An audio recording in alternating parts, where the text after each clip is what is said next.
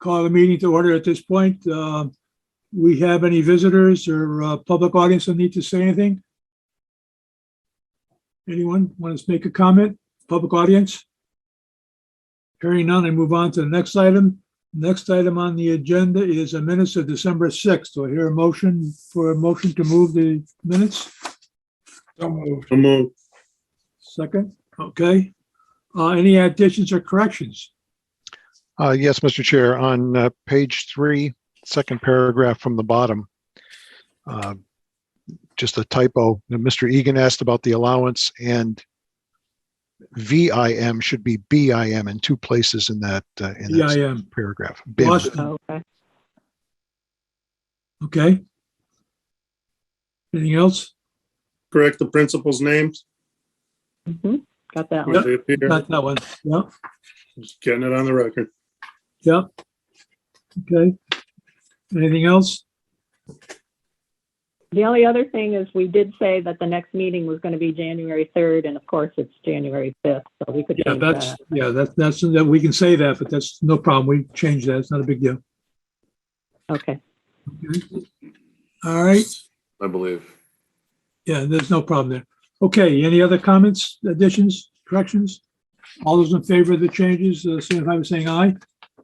Aye. Opposed? So carried. So the minutes have been accepted as read. Lucian, is that you?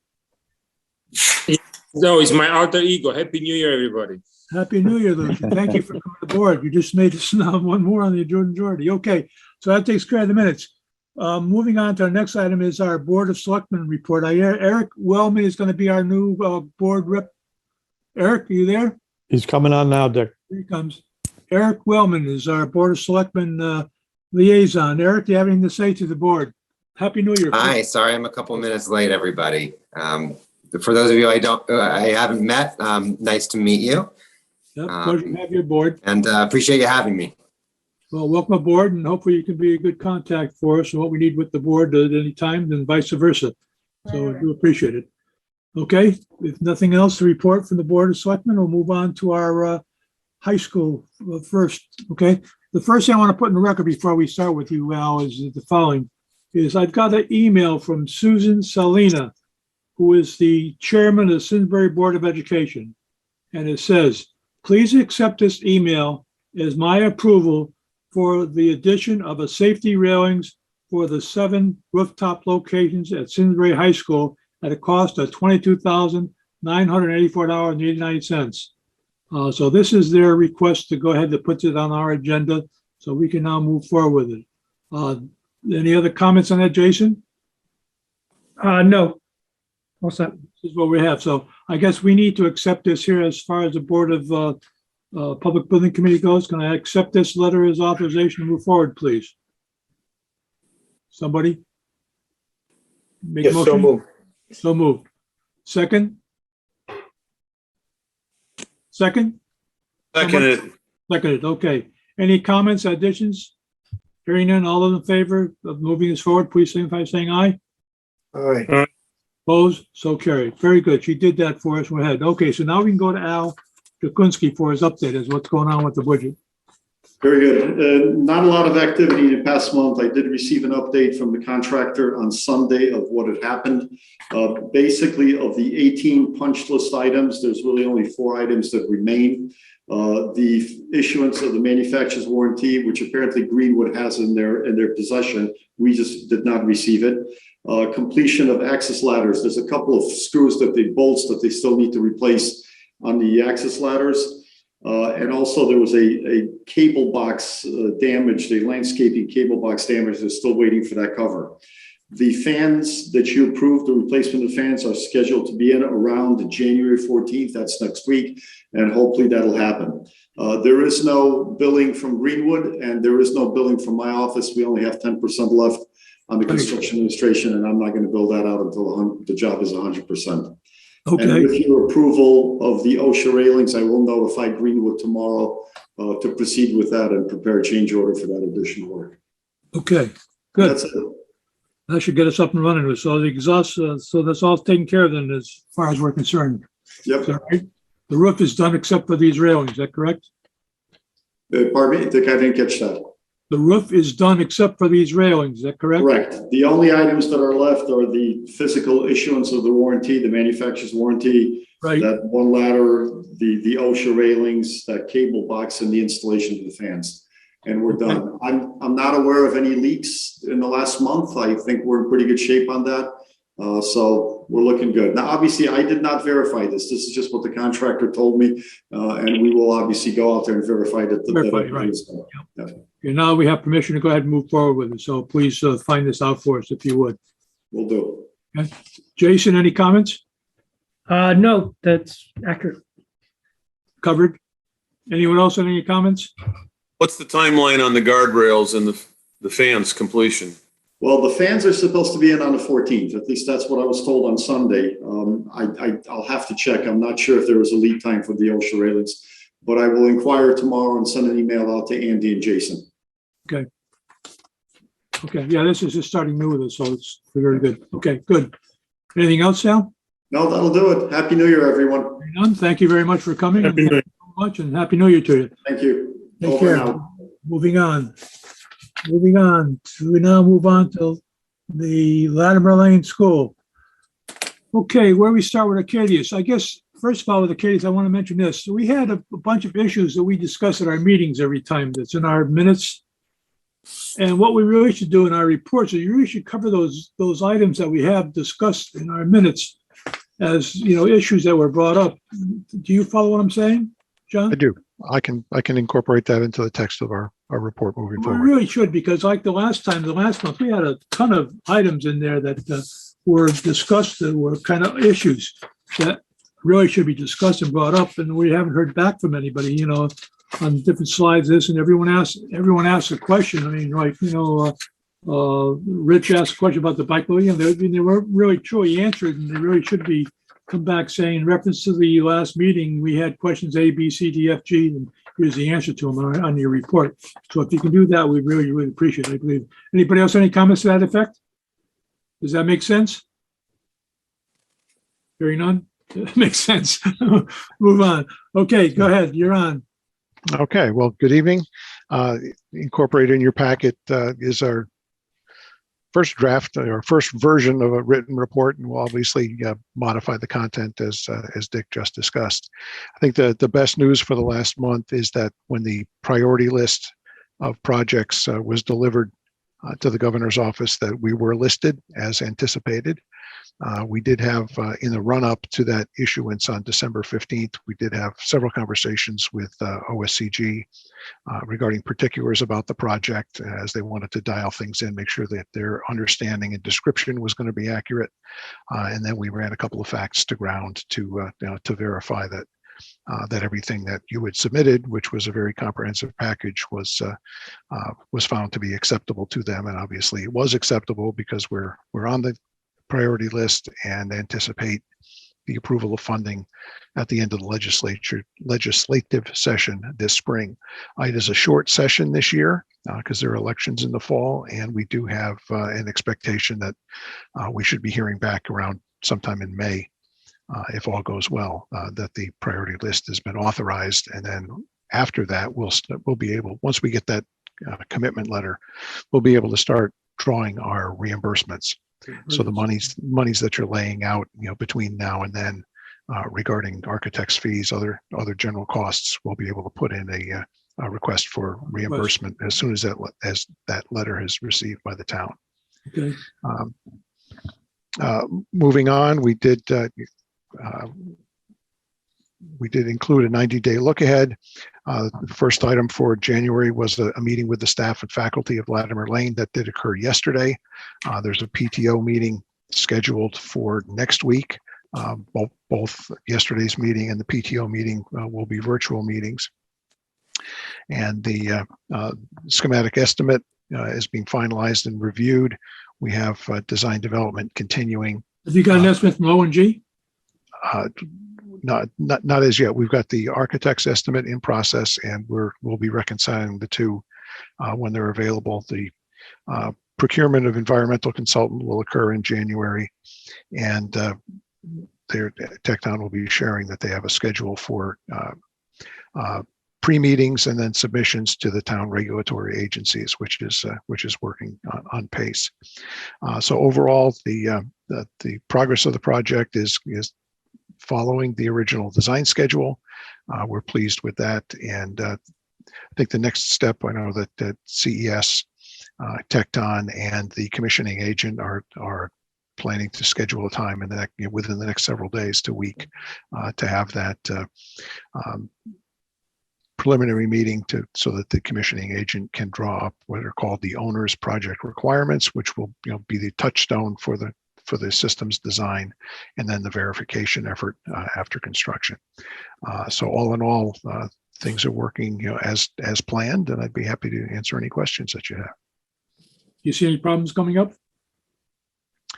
Other than the continued challenges in the market right now with material availability, I think that as we look, the forward look into the construction period, I've had some recent bids come in that were challenging, to say the least. But moreover, some of the challenges were created by the supply chain itself. We had a client who was within their allowable time to review and accept the bids. And we've had more than one contractor say, well, yes, it's within the period that you said you would decide, but my suppliers have all run off in front of me and the prices are just ridiculous. And the suppliers were not willing to hold the price that they gave the bidders. O&G? I'm just talking in. Was it with O&G? No, this was with other projects. Other projects. But I'm just saying that right now the volatility in the materials market is causing some concerns, and I know that as we review the schematic estimate and going forward, that the dollars are one thing, but being able to procure the materials on time are going to be another challenge. So O&G will have their work cut out for them in order to raise awareness and interest in the bidding community once we get that far.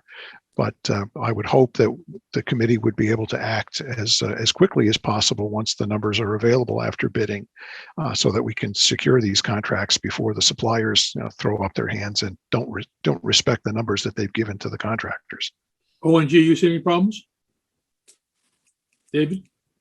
Yeah, we're seeing a lot of problems. How are you working around them? Well, we've made some tweaks to our front end documents that we'll have to talk about going forward, as far as the amount of time that we tell the bidders that they need to hold their price for. I think we've already shortened that on some projects, but with certain trades like even the roofers, they're no longer able to get a quote. The pricing is set upon the time of delivery of their material to the job. Steel has for a while now been changing on a cadence that's just doesn't fit into any sort of 30 or 90 day standard time frame for award. So we're going to have to work with Arcadis on that and come up with what are the right thresholds to get bidder participation while still giving some protections for us as we go to award these contracts, to make sure that we can actually award them in the time frame that we're saying. I think some of the material selections too, we'll have to look long and hard with Tecton and that, and make sure that we can get the materials in the time frame that we need them. Right. Okay. So it's changing, and unfortunately it's still not getting better. That's the biggest problem, is that we're not seeing an end to it yet. Okay. All right. Anything else, John? Nothing more at this time, sir. Any questions from anyone? A question or a comment for O&G about the supply chain. Is there any plan, or can we create a plan for warehousing materials long before we need them? So, as you said, they're not going to hold the price until it's delivered, but if we can have materials that are critical delivered even months in advance, we may need to think about housing those materials on site in a temporary housing facility. if we want to stay Yeah, so- on track. Right. So yes, that is something we could do. And I would say that as far as the lead time aspect of it, or the acquisition of it, certainly we can allow people to bill for offsite stored materials if they fill out the UCC filing and the bill of sale and insurance Right. for transfer of title. As far as warehousing, we have a relatively tight site as it is. So I'd say that that's to find some sort of an on-site warehouse where things could be delivered whenever they're available would have to be, I'd say incorporated into the logistics planning to make sure that we have a space, but not only a space, but actually for some materials, a conditioned and secure space for materials. So we'll have to look at that as well. I'd say from a lead time standpoint, some of the big issues are materials that I'm not as concerned about having them early based upon when we need it. What we're trying to balance is some of the things that the best lead time that we've seen so far were maybe not good enough to stay with the schedule that we're trying to do. Again, some of those key materials like roofing. If we're trying to do roofing on this project in the first 5 or 6 months, we definitely have a problem there. That could be a major problem. So that's what we're going to have to look at. But to your point of warehousing, those are discussions that we definitely need to have so that if someone does have a material that's available, that we could take possession of it before someone else gets it. We need to be looking at all the creative possibilities and the costs associated with that to maintain our schedule. So, normally that wouldn't be necessary, but in this particular case, and maybe for the next couple of years, it's going to be the new normal course of business. That's right. Okay, moving on. Any other questions? Anyone else?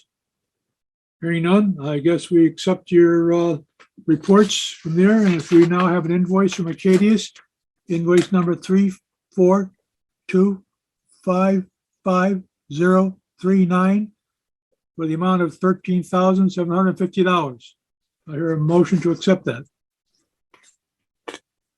So moved. Move.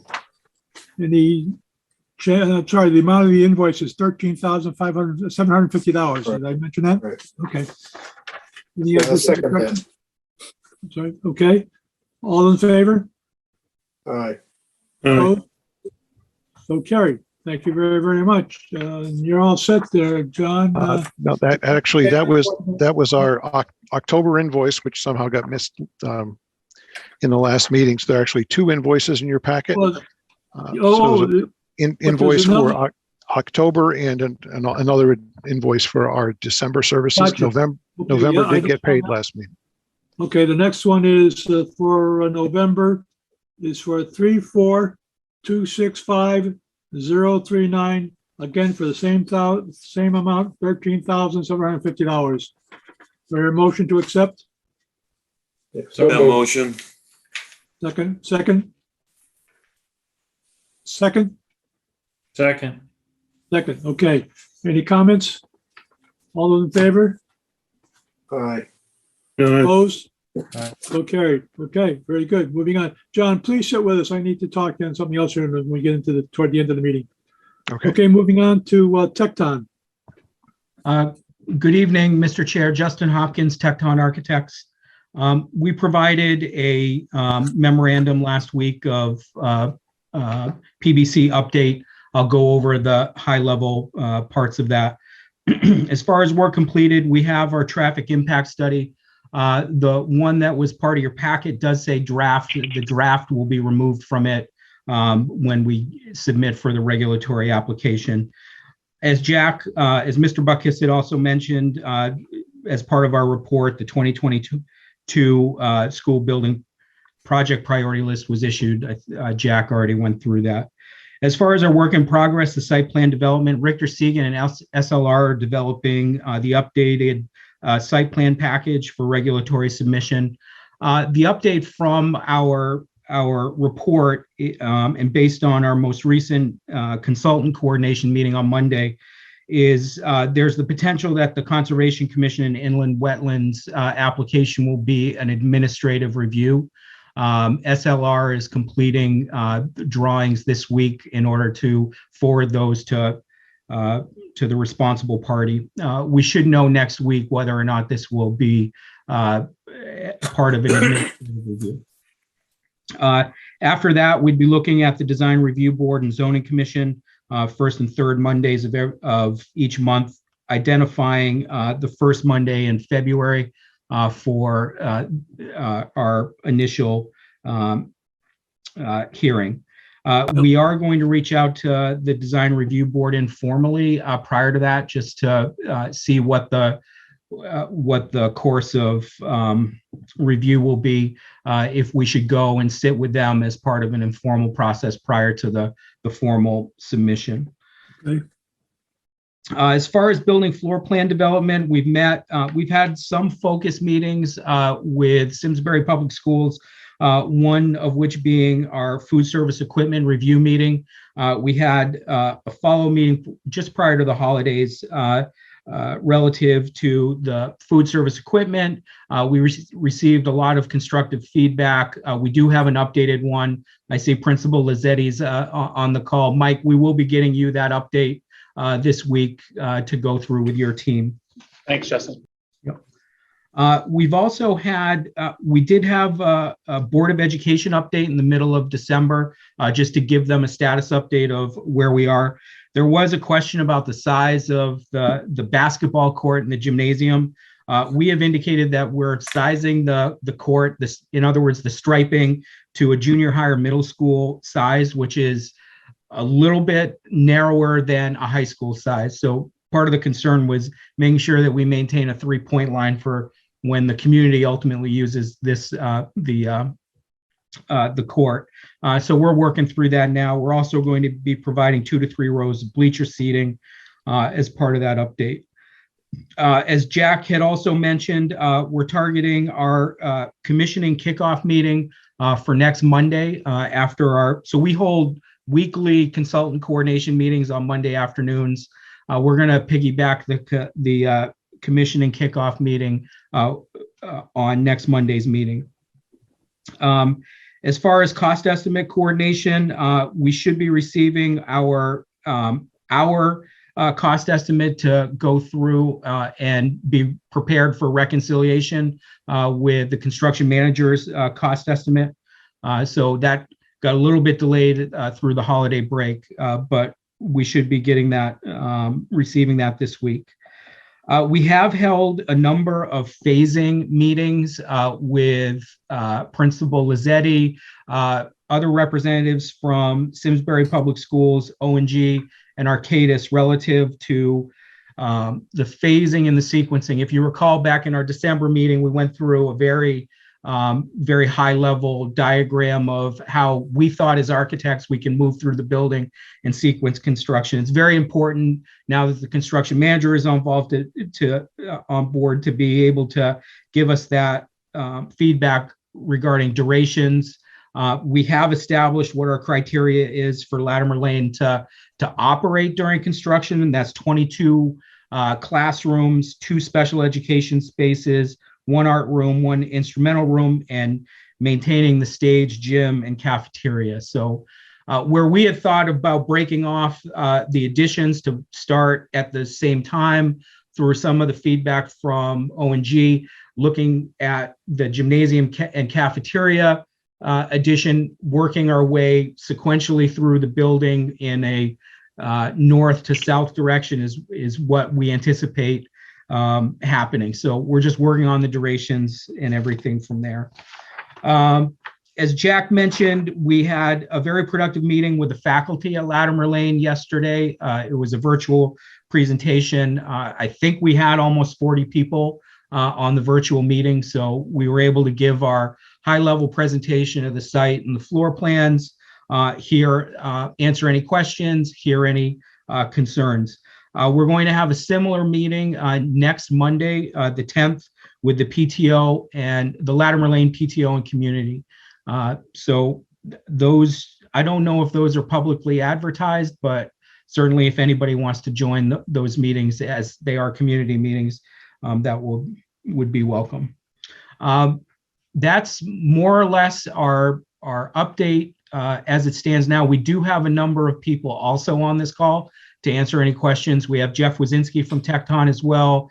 We have Mike Segan and Cynthia Jensen from Richter and Segan, the landscape architect, and we also have Brian Hamill from CES Engineering, if there are any specific questions for building systems.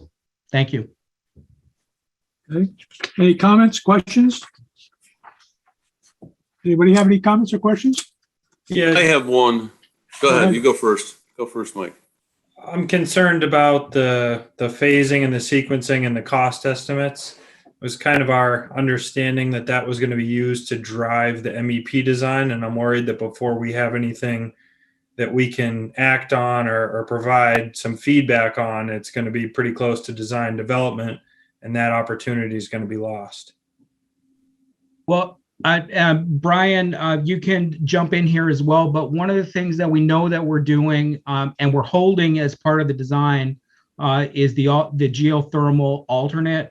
Where the way that we're setting up our potential design development package is to continue to carry the geothermal field as an alternate so that we can make that decision at the conclusion of our design development estimate. So we will have some reciprocity here in terms of feedback with showing you where we are in the cost estimate and getting input for ultimately incorporating into our construction document set after design development. So Brian, Jeff, I don't know if there's anything that you want to jump in here on. Yeah, Justin, I'll just add that and say, the basic design for the whole building is not going to change chilled beams, so all the terminal units, inside components aren't going to change.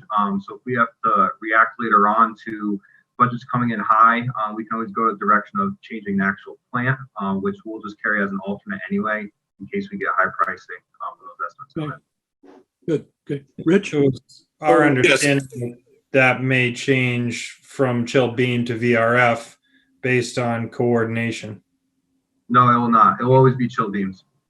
Till you get through it.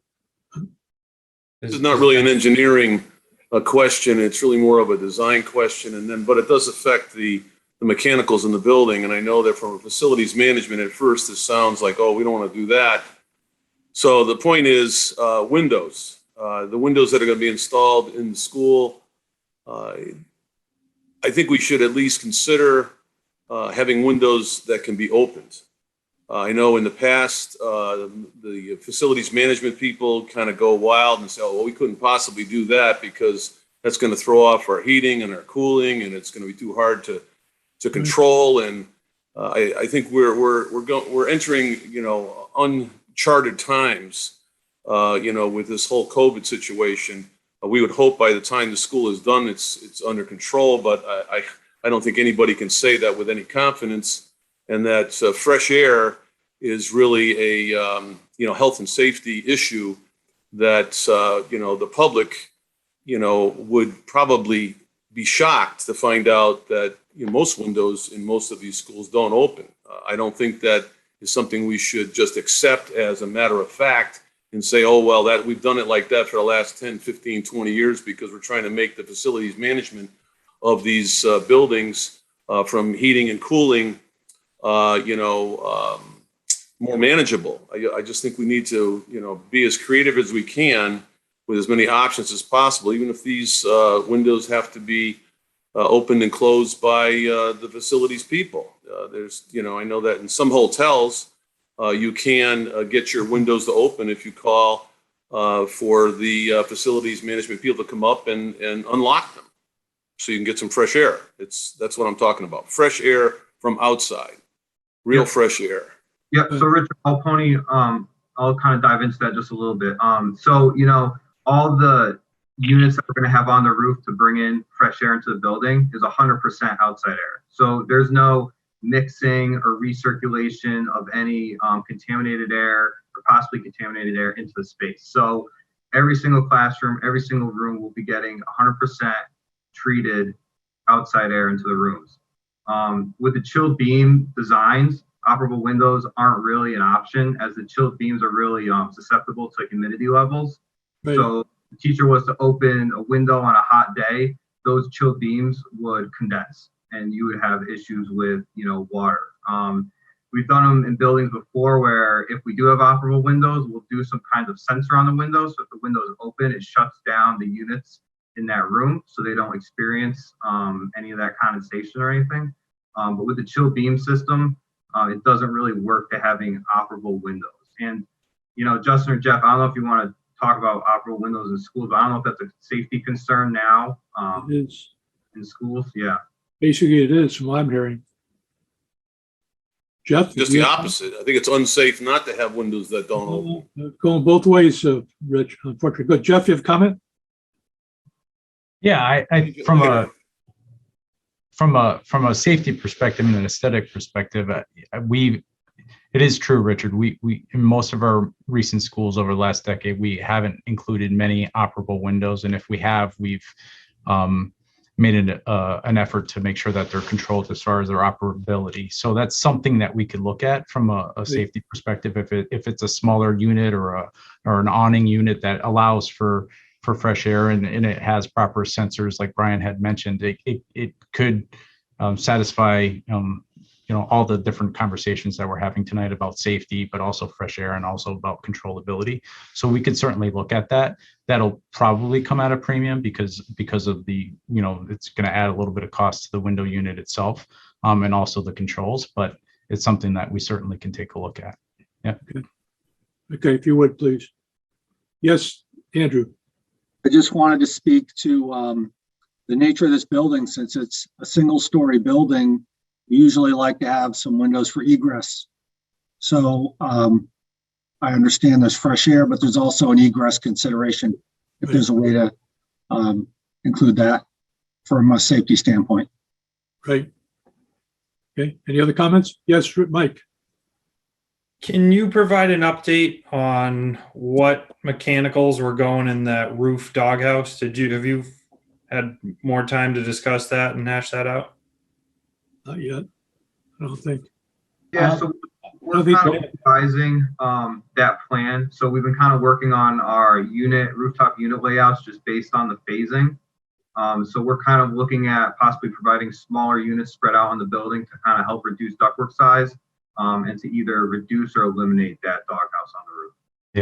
Yeah, I think when we started looking at the phasing and sequencing, if you looked at the plan on the screen and went counterclockwise, is what I think we were trying to do with some input from O&G. It made sense, if we had blocks of renovation work, it made more sense to put smaller DOAs with the fresh air in kind of the quadrants of the building. So that reduced, as Brian mentioned, the size of the ductwork, made it more manageable to get most of it inside the building, which I think is going to help us long term, and it provides a better kind of overall system. We don't have to worry about things on the roof. So.